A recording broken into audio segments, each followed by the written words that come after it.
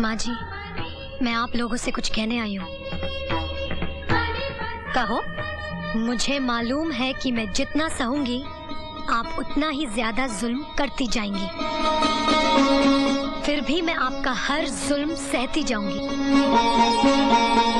अगर आप ये सोचती हैं कि आपके जुल्म करने से मैं ये घर छोड़ दूंगी तो आप ये गलत सोच रही हैं। एक बात याद रखिए, मैं इस घर में कोई शोभा की चीज नहीं जो बाहर निकालकर फेंक दी जाए। मैं इस घर की दीवार या छत भी नहीं जो तोड़कर नई बना ली जाए। माँ जी, मैं तो इस घर का आंगन हूँ जो इस घर से कभी अलग नहीं की जा सकती।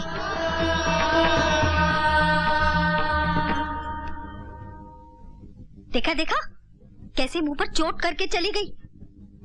सब तुम्हारी वजह से हुआ है। मेरी ये समझ में नहीं आता कि हर बात घूम फिर कर मुझ पर क्यों आ जाती है। सबसे पहले तुम ही गए थे ना उसे देखने और आकर बोले साक्षात सरस्वती है। मैंने खून नहीं किया। जब मैं अंदर गया तो उसका खून हो चुका था। ये सच है कि मैं मीना भाई के कोठे पे गया था। ये गलती मैंने जरूर की, लेकिन मेरा यकीन मानो, मैंने उसका खून नहीं किया। नहीं किया मैंने उसका खून। मेरे खिलाफ साजिश की गई है। मैं मरना नहीं चाहता। चलिए मैडम, मुलाकात का वक्त खत्म हो चुका है। पूजा, मैं मरना नहीं चाहता। मैं मरना नहीं चाहता पूजा। मैं मरना नहीं चाहता पूजा। मैं मरना नहीं चाहता। मैं मरना नहीं चाहता।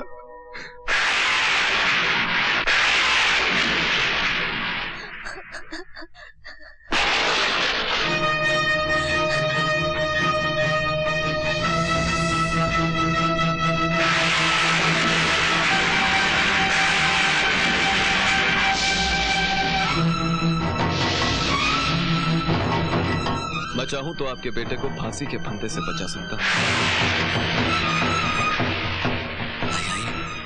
आइए आइए आइए आइए। आप वकील हैं? जी नहीं। जज हैं? नहीं। फिर कौन है आप? अजी, तुम्हें आम खाने से मतलब है पेड़ गिनने से? आप कोई भी हो, अगर आप मेरे बेटे को बचा सकते हैं तो बचा ले। उसके लिए आप जो मांगेंगे हम देंगे। सोच लीजिए, हम कीमत कुछ ज्यादा ही मांगने वाले हैं। जरूर देंगे। बोलिए क्या चाहिए? रुपया, पैसा, जमीन, जायदाद, बोलिए बोलिए।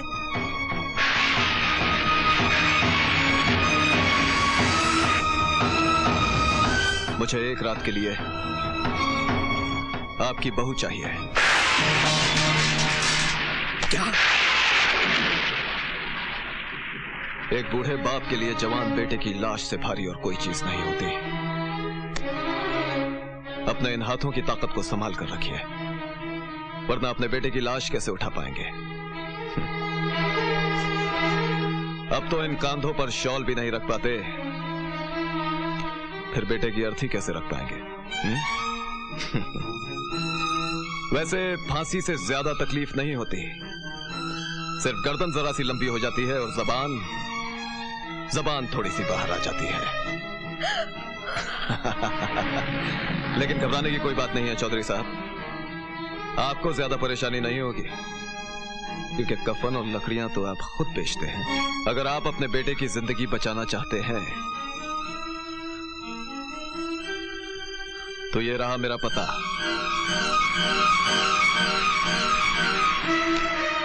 और याद रखिएगा, परसों अदालत का फैसला है और कल की रात हमारे और आपके फैसले की रात होगी।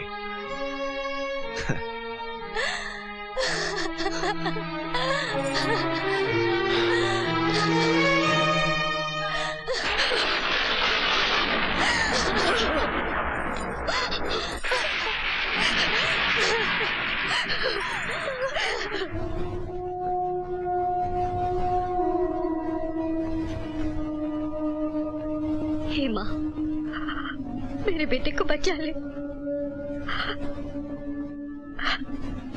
वही तो मेरे कुल का दीपक है, हमारे बुढ़ापे का सहारा। वो नहीं रहा तो क्या रह जाएगा हमारे पास?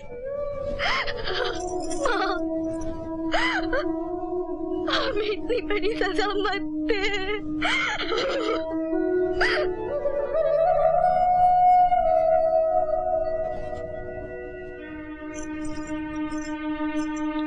चौधरी जी, आपको पहले से ही ब्लड प्रेशर की बीमारी है, आप जरा ख्याल कीजिए वरना मर जाऊंगा तो अच्छा ही होगा।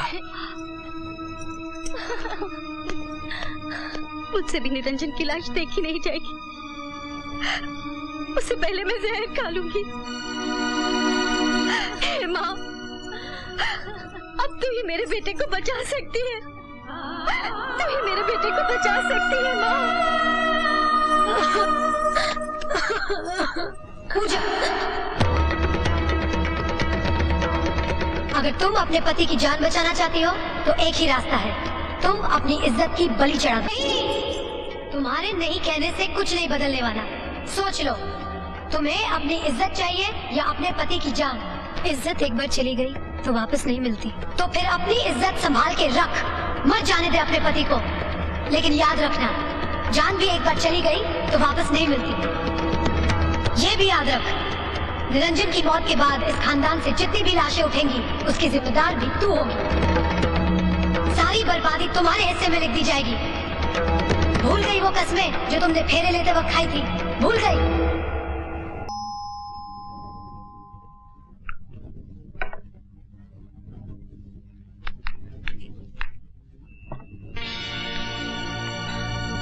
आइए, कम इन प्लीज।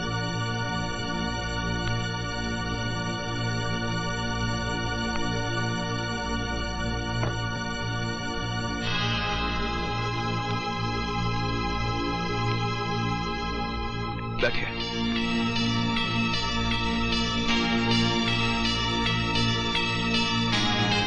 मुझे विश्वास था कि आप आए और आप आ गई। इस तरह से मेरी तो जीत हुई। मर्द की जीत तब होती है जब उसकी मर्दानगी की जीत हो।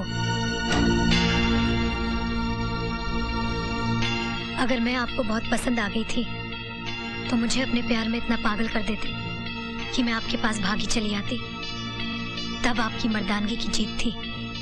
लेकिन ये क्या, किसी को सफेद कफन पहनाकर अपने पास बुला लिया। ये आपकी मर्दानगी की हार है। हाँ, ये आप मेरा ये एल्बम देखिए, मैं अभी आता हूँ।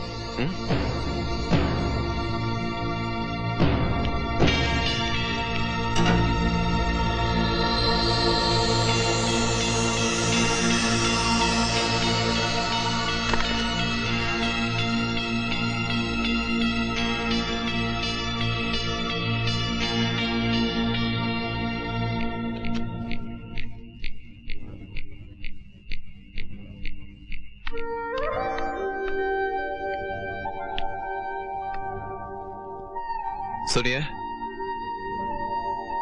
सुनिए।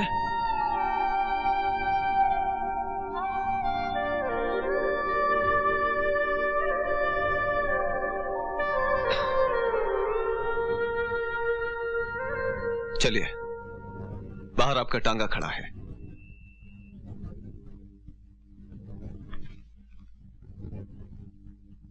देखिए, आप यहां से बाइज्जत जा रहे हैं और कल निरंजन भी अदालत से बाइज्जत रिहा हो जाएगा। आप फिक्र मत कीजिएगा, ठीक है? जाइए।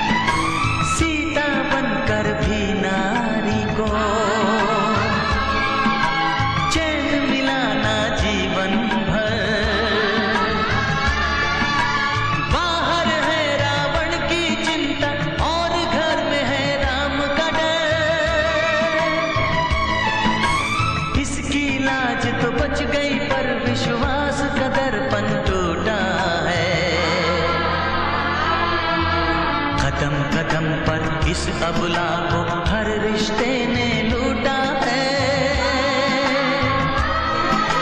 हर रिश्ते ने लूटा है। सच पूछो तो नारी जीवन एक मेहंदी का बूटा है, एक मेहंदी का बूटा है।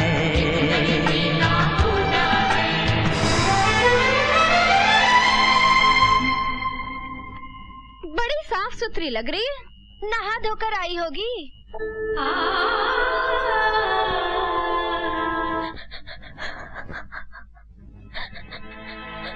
मेहंदी टूटी पिसी छनी, घुली रची तब रंग लाल हुआ। औरत का भी इस दुनिया में मेहंदी जैसा हाल हुआ, मेहंदी जैसा हाल हुआ।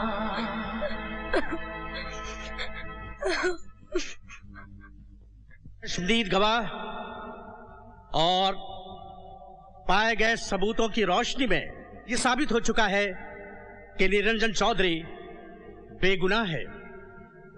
लिहाजा अदालत उन्हें बाइज्जत रिहा करती है और सितारा पर जोहरा बाई के खून का मुकदमा चलाने का हुक्म देती है।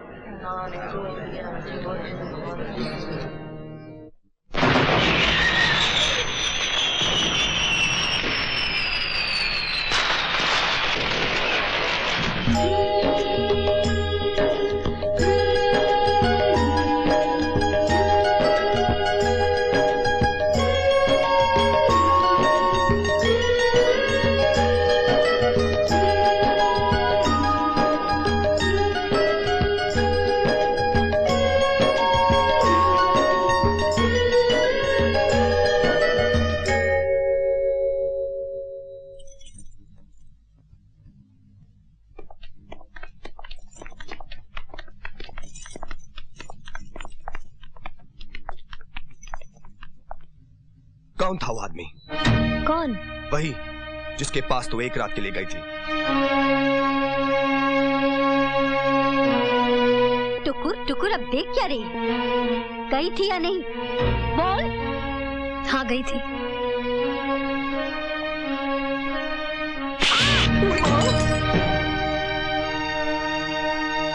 ये बोलते वक्त तुझे जरा भी शर्म नहीं आई? इसे शर्म क्या आएगी?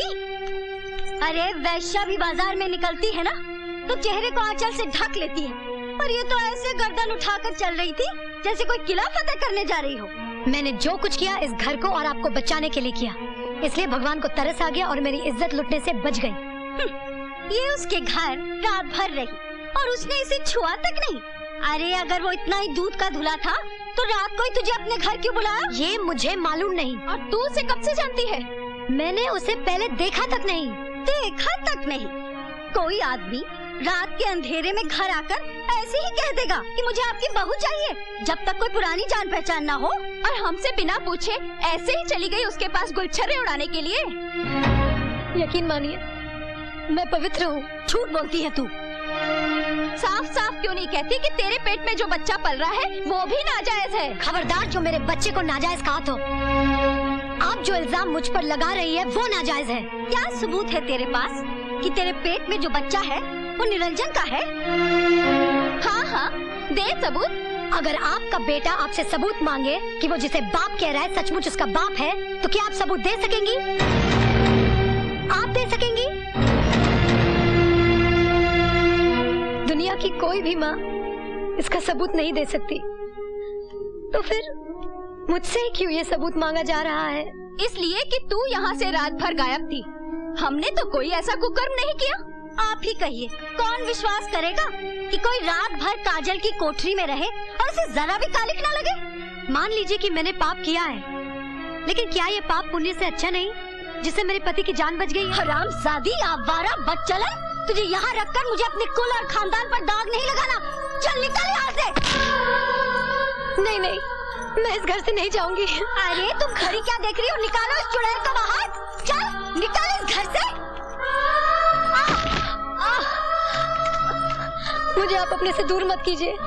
छोटे चौधरी, कम से कम ये तो सोचो कि वो माँ बनने वाली है। तो क्या करूं? किसी और के कलंक को अपने माथे का टीका बना लूं?